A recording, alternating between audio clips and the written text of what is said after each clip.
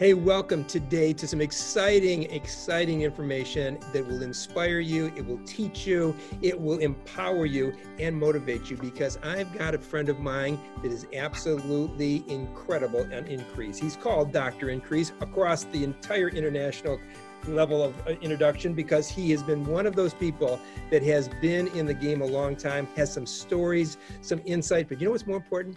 He's got the ability to help us think outside the box, think increase. So welcome an incredible individual. And we're so blessed that he would be able to take time out of his busy schedule to be here with us with the Renewing You group. So Bob Harrison, Dr. Increase, would you welcome yourself to our audience? Hey, how you doing, man?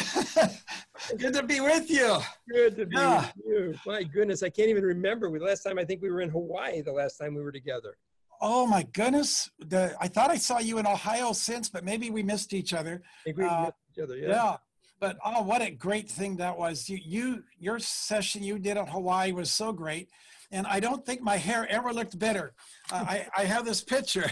This is you fixing my hair before I spoke. And I don't know if you remember or not, but I came out in a Jeep wearing a hat and it messed up my hair. So we went to the front of the audience in a chair in front of everybody and had to wait while you fixed my hair. That was good. They thought we planned it. Yeah, that was a great memory, really. And I think sometimes those spontaneous things, I believe in creating memory moments. And one of the Increase principles that I teach is you find things that happen in life and you maximize them, and then you create memory moments of positive experiences, and they become trigger points of people's memories in their subconscious of an event or something. And so that was one of those times we were able to pull that off. Bob, that reminds me, you have a tremendous book. I know we didn't even plan to talk about that book, but you put a book out a couple of years ago that was just amazing. What was the title of that book? It's called PowerPoints for Increase. Over the years, I've traveled and spoken with some of the world's top leaders. I traveled with Zig Ziglar for 20 years, speaking with him. And then I was part of the world's largest success seminars, sometimes audience of 20 and 30,000 people. And I got to meet some great people, but backstage in the green room, and sometimes dinner and lunch with them. Well, I realized I'm not just going to get pictures, I'm going to learn from them. So I started collecting notes and computerized the notes, and then some spiritual leaders that I've been around. And I said, this would be great to put in a book form. So I created a book just for leaders. And the thing that makes the book unique is it's 101 chapters, but each chapter is only 2 pages. And I share how some superachiever has used some principle in their life that's caused them to advance or to be distinguished. And so it's really neat. And it starts with unusual newspaper stories. Like one chapter starts with blind man robs bank, can't find way out. And in that story, I teach on how you develop exit strategies. You don't get into something until you figure out how you're going to get out.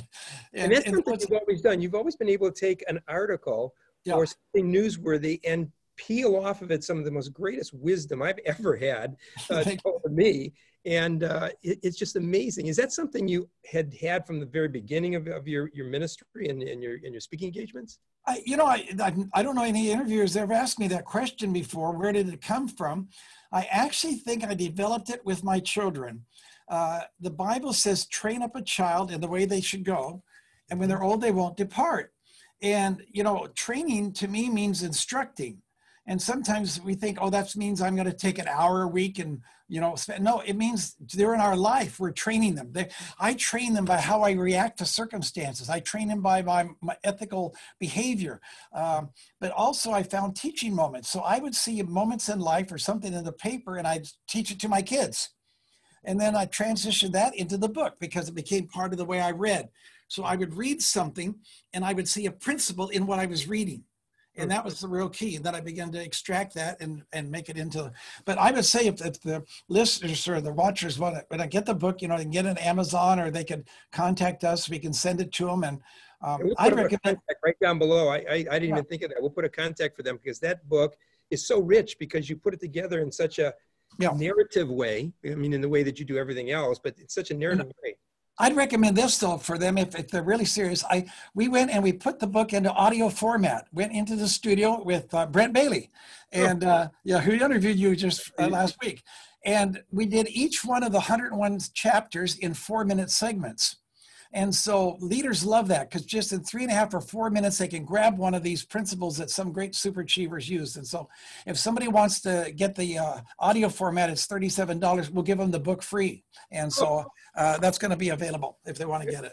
Very good. We'll put that down. That's exciting. I'm an audio guy. I've got my earpods in, and I'm listening at all times. It's just same here. I love to listen. I love to read and love to listen both. I'm real good. Let's bring the audience up to speed. Where did you come from? And how does a used car salesman come into being an international doctor increase? Give us the synopsis of that. Well, let me give a foundational principle first that I think is so important for everybody out there, because it's a word of encouragement, particularly for what we're going through. And the word is this: God can change your life and change your circumstances in one day. Let me say it again. God can change your life and he can change your circumstances in one day. In Luke 5, the fishermen fished and they had their worst catch ever. It said they caught nothing and they were going home discouraged and despondent with empty nets, trying to figure out how are we going to survive. And they had an encounter with Jesus. And in the same 24-hour period, they had their worst disaster. They had their greatest success. And all through the Bible, we see examples of people that had one-day turnarounds. And I believe for each one of us individually and those that are watching, we need to have an expect that in our lives, that one day we can meet somebody. One day we can get an idea. One day something can happen and it can change the course of our life. And that's really my story. And real quickly, I had a small automobile renting and leasing company in Southern California. And one afternoon, I took a customer's car in to get service at a nearby Chrysler dealership. The owner of the dealership was out in the service department, which is really rare. Owners don't spend that much time in the service department, and they're certainly not going to be there at 5:30 in the afternoon. But he happened to be there. I don't believe in happened. And we had a conversation, and I said to him, "How's business?" And he said, "Well, this store is doing good, but our other store in Orange County, it's a disaster." He said, "They've lost money every month they've been open. The good salespeople have left. We have 100 of last year's new car models in stock, and 83 of those are 8-cylinder cars, and gas prices have increased 100% in the last 45 days. The situation is so bad, I phoned Chrysler this morning and told them I'm closing the store." He said, "How's your business?" I said, "We had a record-breaking month." He said, "You got to be kidding. Come in my office." And 15 minutes later, he offered to give me 22% ownership in a Chrysler dealership if I would leave my leasing company to try and save his business so he didn't have to close it. Now, that's what I call changing your life in a day.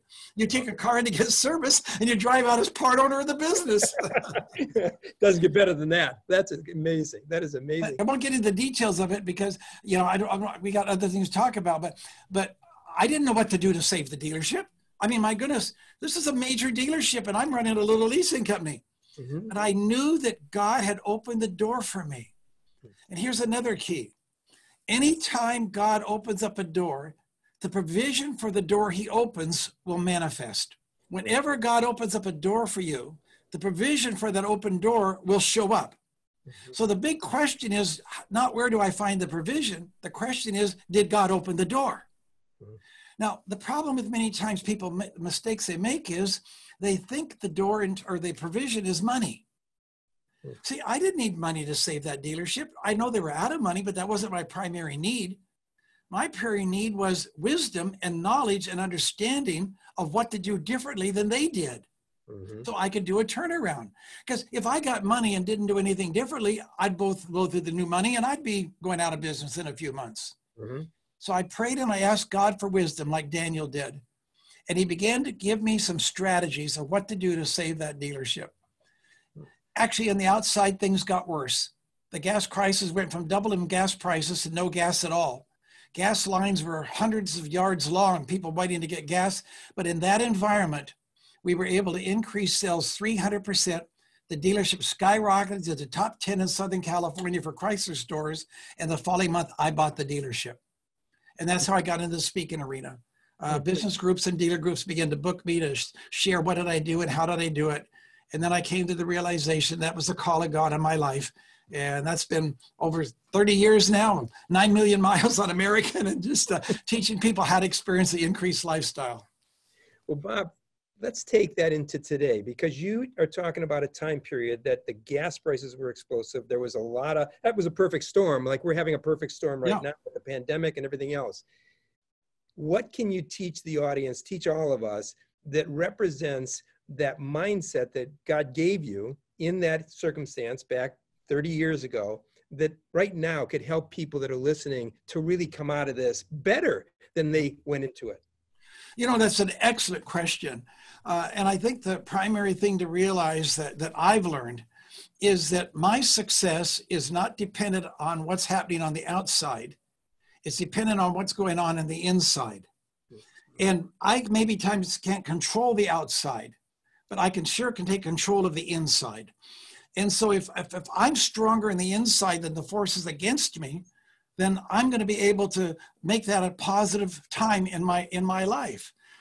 As I mentioned, I traveled with Zig Ziglar for many years, and one of his favorite phrases was, if you don't like the output, go back and change the input. And so one of my primary responsibilities is take an inventory on a daily basis, inventory of my physical energy, inventory of my spiritual energy, and my mental energy, and to make sure that all of those are in the positive compared to what I'm dealing with on the outside. And if they're not, then I need to add input into those areas of my life so that I continue to live every day stronger in the inside than whatever I'm facing. And when we're in difficult times, it takes a greater commitment. The habit patterns that we had before the difficult times aren't going to enable us to survive and conquer now. So we're going to have to increase in some areas, maybe increase in our prayer time, increase in our Bible reading, increase in listening to motivational teaching, whatever it takes in order to cause us to become more powerful inside than outside. I think that's the primary thing. The other thing is to realize that negative environments can be a real positive to the right person. We had years ago in Hawaii, a guy named George Reese speak for us. George at one time operated the largest home construction company in Washington, building over 1,000 new homes a year. And now they're involved in other things. But George shared at that event how his company weathered the recession of 2008, 2009, when everybody else was going under. And he made this statement. He said, never waste a good recession. He said a recession is a time, he defined recession as a time when assets rapidly shift from those that are in fear to those that are in faith.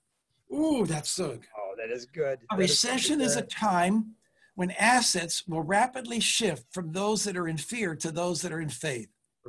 And so one of my primary jobs personally now is to keep myself in faith and keep myself empowered. I can go on now. With that in mind, then I recognize that when I get into different situations, my strategies have to change. Let's go back to Luke 5 real quick. Jesus did not tell them just to take the boats back out again. He told them they had to make changes. He said, you got to go fish at a different time. He said, you have to go fish at a different depth. He said, you have to throw the nets on a different side. In other words, he said, the seasons have changed. Now take the boats out again, but don't take out thinking the way you thought before and the habits you had before. You have to go back out with a different thinking. And so I would say to those that are listening here, what changes might you need to make that'll enable you to experience increase even in the midst of all that's going on? I mean, the money's out there. Money hasn't disappeared. It's just like those fish. It's just in a different place. One of the churches I speak at every year is a church in Phoenix. And I love to go there, not only because I have a great relationship there, and I like to repeat at churches because then I can build. But this pastor is an Arizona Cardinal football fan. And so he asks me every year, he says, pick the football game you want to go to of the Cardinals. So that's the Sunday we're going to have you. So I speak at the church. We race over to the stadium to go to a game. And I've been to the Green Bay Packers, and I've been with and lately I've been picking the Seahawks, but whatever team I want to pick. Anyway, so a few years ago, we're standing out there waiting to get into the security to get to the game. And he brought a guest with him. And I introduced myself, and what do you do? And he said, well, I used to have this tech job, 6-figure job, but the company had eliminated my division. He said, and so now I'm unemployed. I said, how are you handling that? He said, well, thank goodness I had some reserves, so that was good. He said, but you know, it's really interesting. He said, I was talking to a friend, and they told me that the outlet store for Nordstrom's racks is located in Phoenix. And this friend has been going down and buying some things there and selling them on eBay and making some money. He says, so I decided I got time. I'm going to go try that. So he said, I went down and I bought some things, and some didn't sell too well. Some sold right away. Some had good markups. I fine-tuned what one was selling well and getting a good markup. And I started buying more of those and more of those. He said, I'm not looking for a job anymore. He says, I'm making a six-figure income buying merchandise down at this outlet store and selling it on eBay. Wow. Now, Wow. I share that with you because, see, it's the mindset we have to have now. That maybe the resources aren't going to be from the source they've been before. Maybe they're going to be changed. Maybe it's like in Kings, where the prophet, was sent to the brook, and he had water, and he had the ravens bring him food. The brook dried up. The ravens weren't coming back, and the water wasn't coming back. But the provision was still there when he shifted locations and went to the city. Where's there increase out there that you can get a hold of? And you said, well, I don't know. I don't know an outlet store. Okay.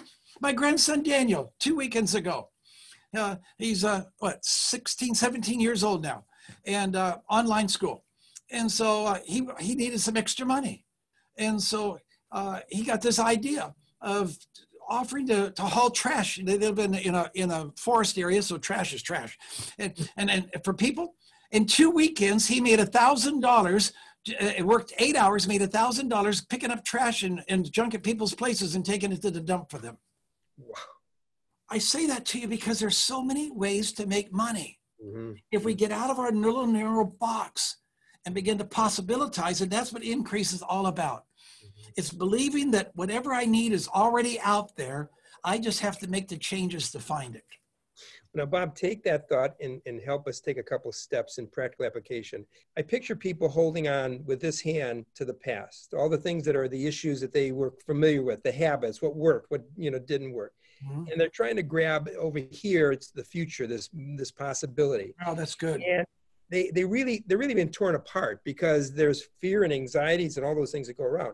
What are some of the practical application the listener can do in here and in here that you would recommend? Because I just want to remind you that you taught me way back when you had, this is when they used to have this cassettes.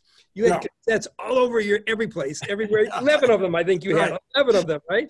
I drowned myself in teaching. Yes. So tell us today, what can we do to break loose of the past, to open our mind to a vision, the year 2020, vision, to give us the ability to see what is unseen, and it has to be revealed by God. So what would you give us some practical applications with?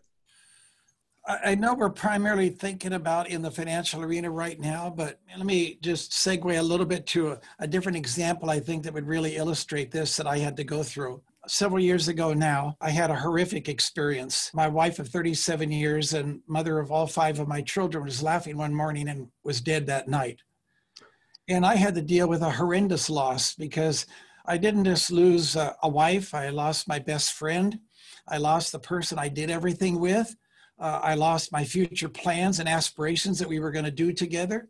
I lost the fellowship at home. It was just having to deal with, I was out of balance because my balance I had with my family and everybody was the 2 of us, and now there's only 1. So the areas where she covered for me were exposed. The areas where she gave me strength, my weaknesses showed.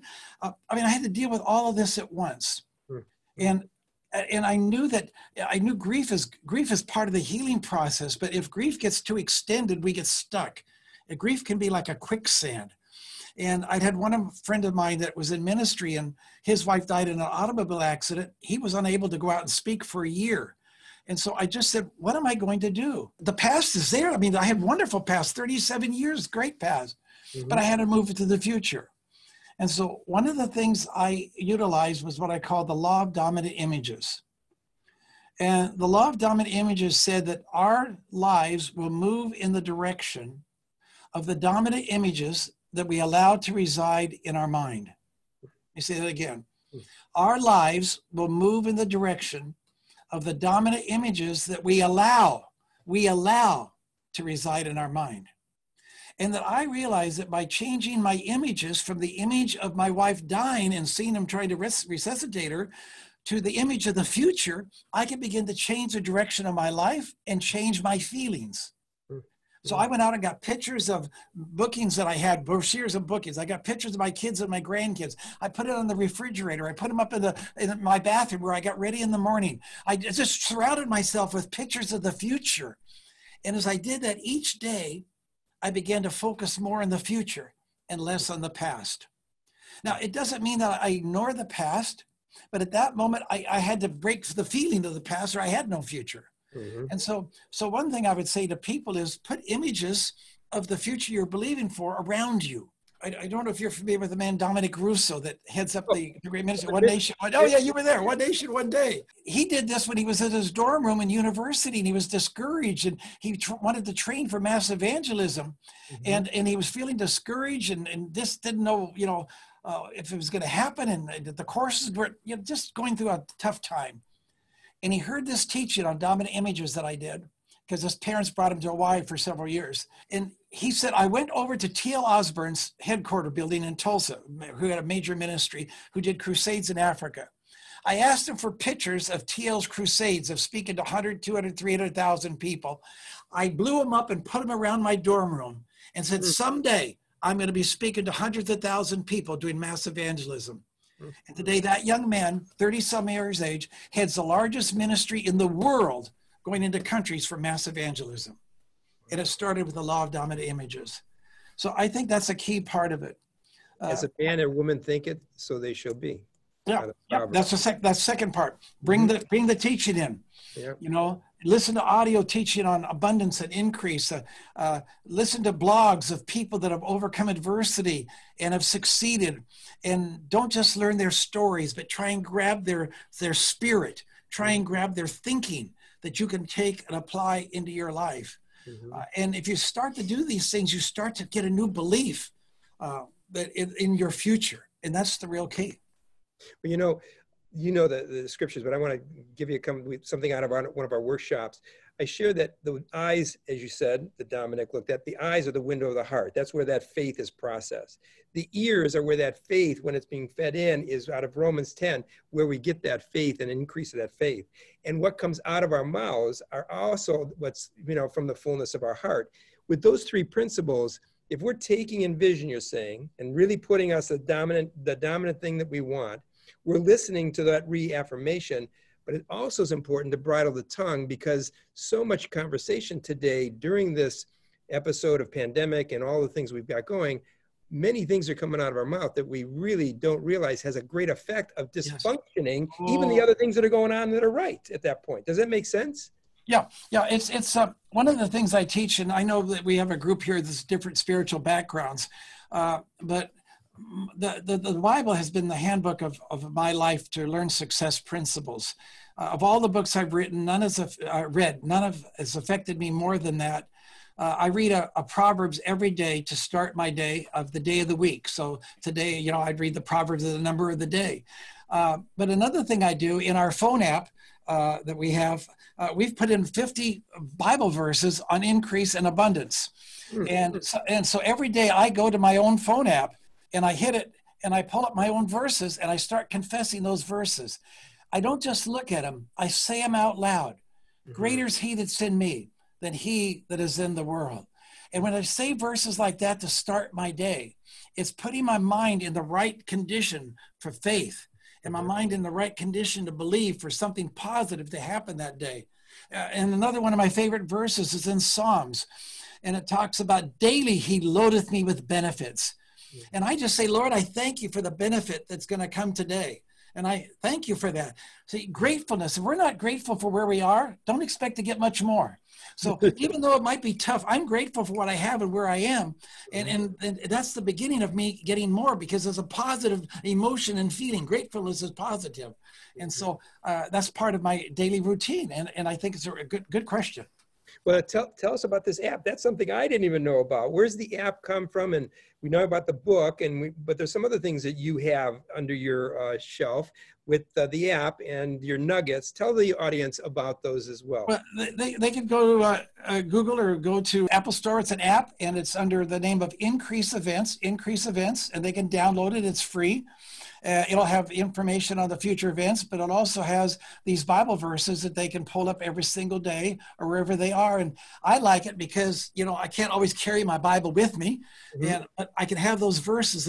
And sometimes even before an appointment, I'll scan it and I'll find a verse that will apply to that appointment, like Psalms 5:12. He surrounds me with a spirit of favor. And I said, Lord, as I go into this appointment right now, I just believe that you're surrounding me with a spirit of favor. And I thank you. And I carry that spirit in with me. And so that's how I use it, and I like to have it right there with me.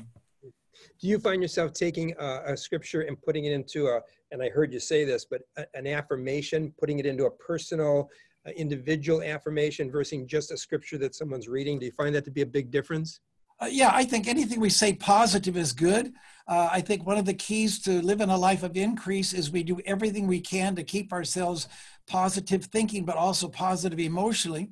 But I have found that faith cometh by hearing, and hearing the word of God. And so when we hear God's word, there's an authority and a power to it that is greater than just affirming something else. I'm great. I'm going to have a wonderful day. This is that kind of thing. That's good.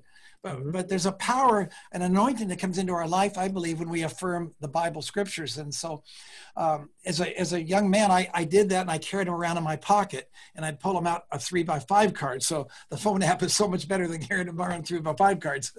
That's excellent.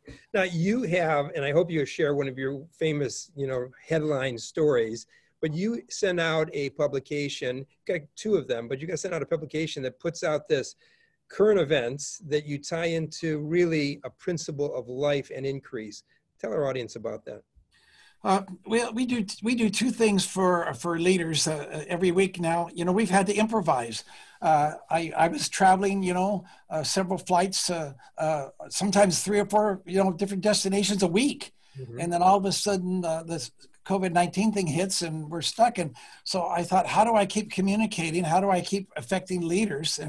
And so for over 20 years, I've been sending out a weekly written nugget. Started out by fax and then went to email to members of our leaders organization. And my wife came up with the idea. She said, why don't you put it on video? And I said, that's a big commitment. I can write one in 2 hours or so, but to do it in video, we're talking every single week in the studio, editing, all this stuff. I said, that's a major commitment. She said, what else are you doing? That's true. I mean, wives are so good, aren't they? At times, they just blow out the smoke and they just get right down to where we're at. I love it.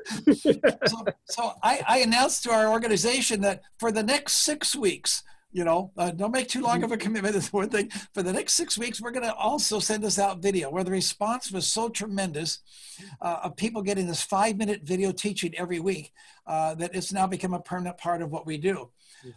And we send it out to people that are members of our leaders organization. They can join it to Christian Business Leaders, $100 a year donation. But believe me, the idea it's not to get money, because it's just to focus in on who we're trying to reach. We're trying to reach leaders, and we want people that are made some kind of a commitment before we impart back into them.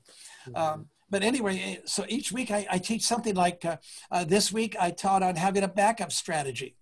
And we started off talking about Federal Express and how they fly 5 planes empty every single night, taking off from different cities in America, flying to the hub in Memphis, and they leave empty, and most of them land empty. And I say, why in the world would Federal Express fly empty planes and have that expense? I said, because they want to ensure their commitment to having good delivery. And they recognize with 150 planes coming in and out of Memphis every single night, some of them are going to have mechanical problems. Some cities are going to have more freight that can be put into the plane that's at the city. They have these planes already in the air to be diverted so that they can maintain their integrity of delivering parcels on time. And I said, they plan to have backups in advance. And so this week's nugget was on how do you bring a backup thinking into your life, into your organization, in order to avoid disasters and things that shouldn't happen. And we do something like that every single week with some strategy that a leader needs to learn. And then we have the 1 minute that we send out to everybody who wants to get it. They just give us their cell phone address, and we text that out to across. That goes to like 20, 30,000 people that anybody can get. They don't have to have a donation for the 1 minute. Mm-hmm. We're going to have all that information for all the viewers listening. You've got a pretty impressive event. I have been at them and I have loved them.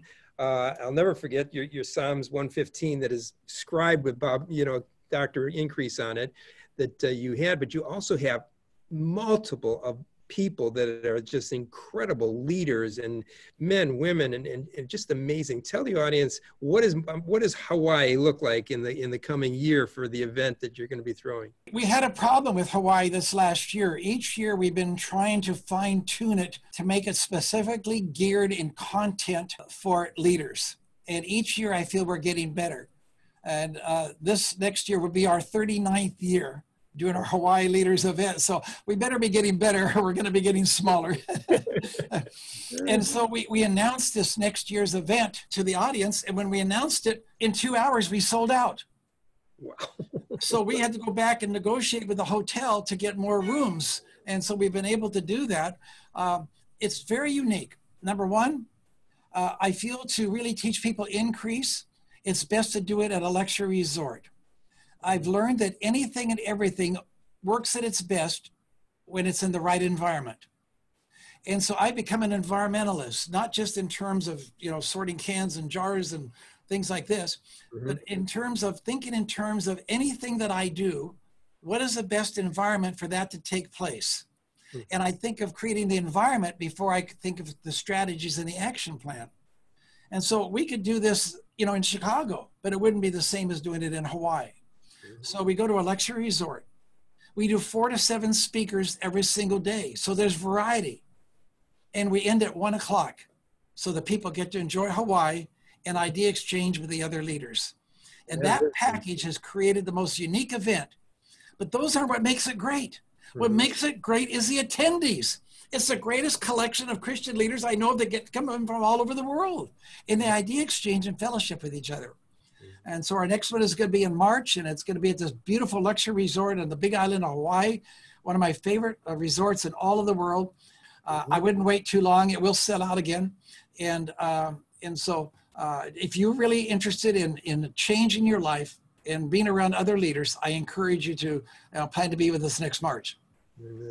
Is there anything you can reveal to who's going to be speaking there? I mean, I know you've got some wonderful people. Yeah, we have the whole lineup. I deliberately, by this point, I don't have all my speakers booked, and I'll tell you why. Every year, I come up with, it seems like in the fall or the winter, I meet somebody, and I say, wow, they need to be in Hawaii, and I booked myself solid. So, I leave a little bit of room now, to fill. But we mix the spiritual and the natural. So our spiritual headliners this year are going to be John Bevere. I was going to ask if John was going to be there. That's great. Yeah, John is just an incredible. He's been to so many of the events. People just love him.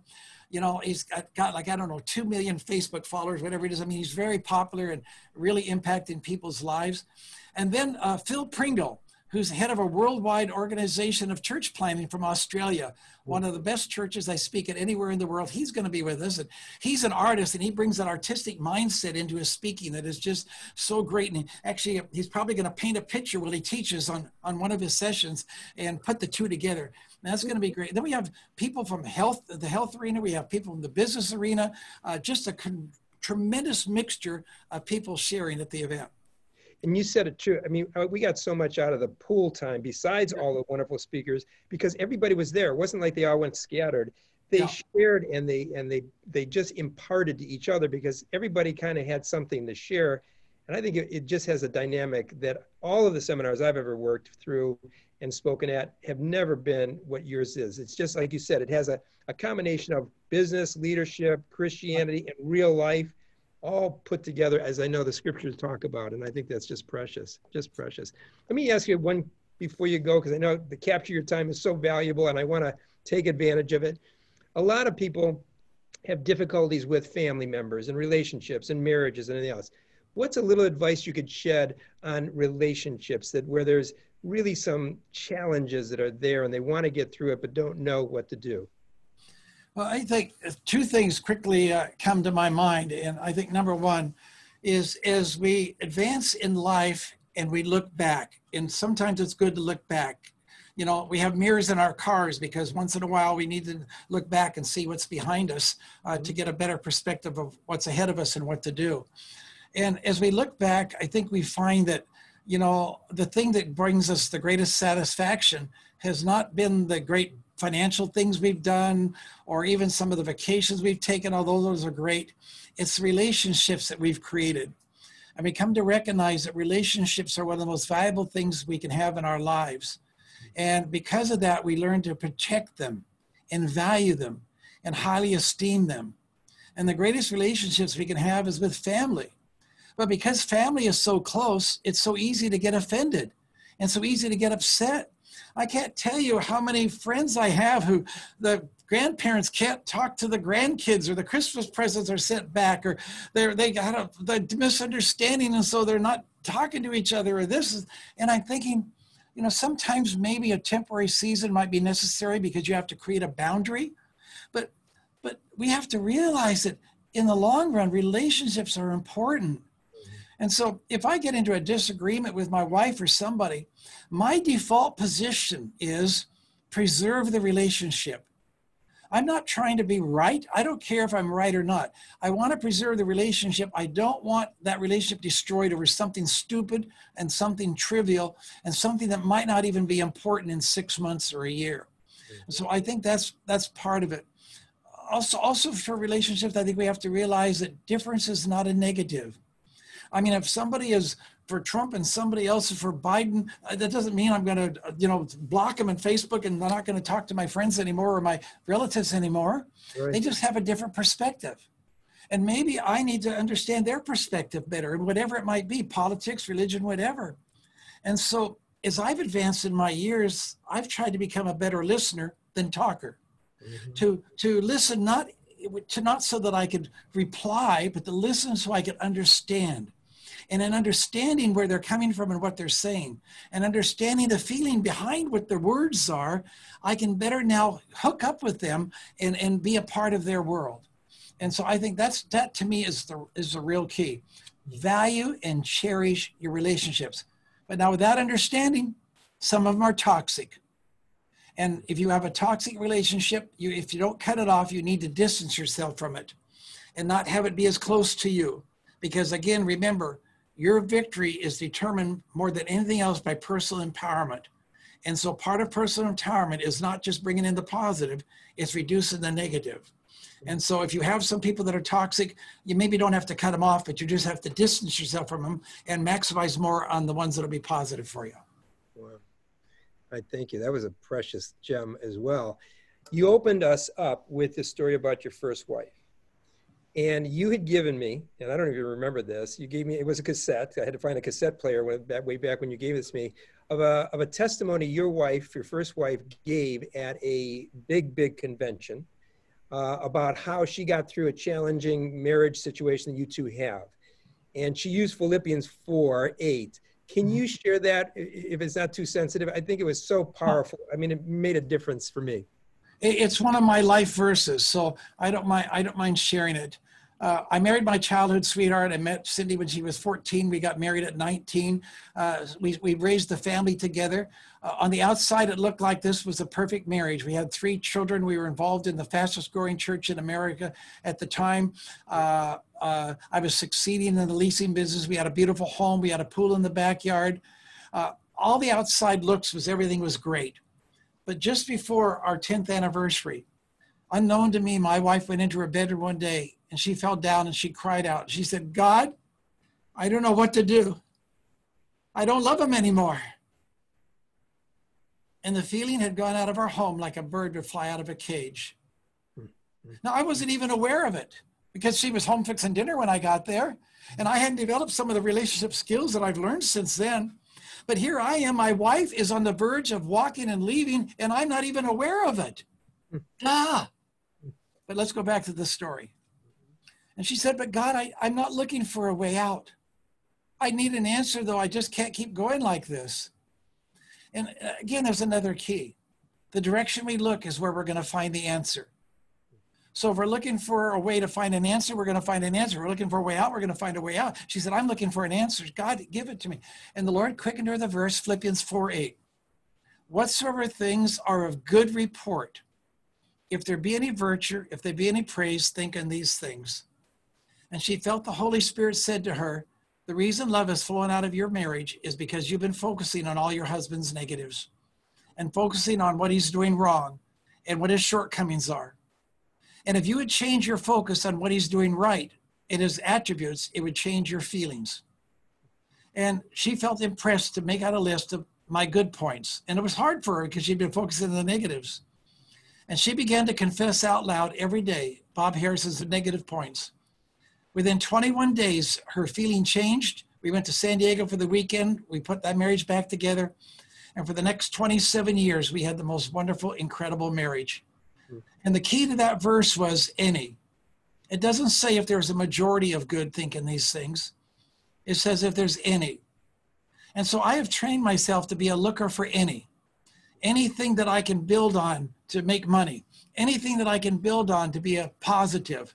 And I think that's a real key to relationships, and it's also a real key to living a life of increase. Philippians 4:8, if there be any good thing, think on those things. I got goosebumps. I got goosebumps on top of goosebumps. Thank you for that sharing. And I know that everybody that listened, it will really take that to heart. That is precious. Bob, anything that you would want to leave our audience with? We're going to let them know how to get the book. We're going to let them know how to get the app. We're going to let them know how to get the nuggets and become a partner with Increase Ministries. But in that whole thing, and if there's any tickets left for Hawaii, I hope that they buy them, and we'll give them all that information. That's not a problem. But is there any closing thoughts that you can leave us with that would leave us with a nugget that would be precious for our lives? Jeff, I just thought of this as you mentioned it. You've been so gracious in the interview and have given us time to talk about Hawaii. I'm going to tell the office to create a Jeff Paul group. And if the people mention your name, we're going to offer them the group price, which is half registration. So if anybody's interested in coming, I just want to make that available to them. But back to your question, I think two things I want to leave with you. Number one, when there's negative circumstances around, can be a great positive time for the person that's thinking right and is in faith. So don't get sucked up by the negative. Limit how much news you're watching. Limit how much negative you're listening to, and focus on believing that increase is out there and start looking for it. It's like you could drive down a street. If you're not looking at the street signs, you have no idea what street you just passed. But if you're looking for a certain street and you're looking at the signs, you'll spot it. Start looking for the signs of opportunity. The money and the deals are out there waiting for you. Opportunity is waiting for you. The second thing I want to leave with you, it all hinges on your thinking. For many years, we had a great friend who tragically passed away in a plane crash come and speak for us in Hawaii. Probably the greatest teacher and leaders I've ever known in my life, a man named Miles Monroe. And he made this statement at one of our events. He said, without a change of thinking, people are merely going to find new places where they keep doing the same old things. Don't look just for new places. Change your thinking. And in changing your thinking, you will change your life. There's a whole world of increase waiting for you. God is there. He knows what's going on, and He's your source. He can take care of you. And I just believe that this next season can be a great season of opportunity and blessing for you. That is a precious close, and I want to just thank you and thank you and thank you. Send my love to your wife and the family, every one of them. And we sure hope that we can have you back, and we are going to let everyone know how to get to Hawaii and hopefully have a Jeff Paul gang there as well. Yeah. But for you that are listening, replay this at least once, twice, or three times, because it's going to give you all kinds of nuggets to live your life, and to live your life in increase outside of no matter what's happening on the outside. As you said, Bob, it's all about what you're seeing from the inside and what you're saying from the inside. So thank you for being with us. Thank you. Put this to practice. It's most important, and get his book. It is absolutely precious, as well as I'll meet you in Hawaii. God bless you. Good to see you.